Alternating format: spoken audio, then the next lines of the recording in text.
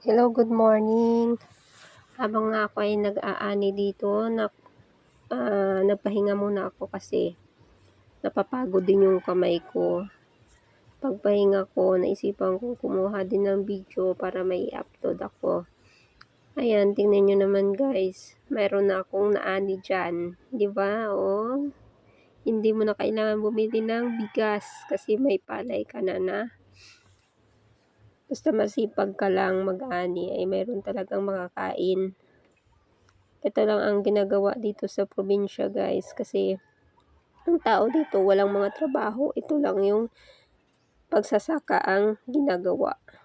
Kaya maraming palay dito. Mayroong maraming tanim na gulay at saka palay. Basta masipag lang. Habang nga ako ay nagpapahinga, ayan, kumuha ako ng video. Dahil nga walang taga-video, sabi ko mag-voice over na lang ako para mayroon din akong may upload. Ayan. Tapos, mayroon ako nakitang baka dyan. Nakatingin sa akin. Ayan. Tingnan nyo naman guys. Ang cute niya. Tapos, mayroon ding tanim dyan na kalabasa. Pinuntahan ko.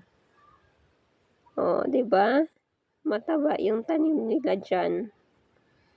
Tapos, yung lupa ay maganda din. Kaya siguro yung kalabasa ay medyo mataba. Pero mayroon din dyan na isa na hindi din maganda yung pagkatubo niyan. Payat. Ayan yung baka. Diba? Nakatingin lang yan sa akin. Ayan. Nagkakatuwa lang kasi yung tao dito masisipag sila magtanim. Kaya mayroon ditong mga gulay. Hindi mo na kailangan bumili ng gulay sa palengke. At saka malayo yung palengke dito sa amin. Nasa bayan pa. Nasakay ka pa ng tricycle or single para makarating doon. Yung palengke din namin na binibilhan ng isda doon din sa bayan. Kaya tiyaga lang talaga magtanim ng gulay para mayroong maiulam. Yung malapit lang dito sa amin yung tindahan na bibilhan mo ng sardinas, yung mga pangangailangan lang sa bahay.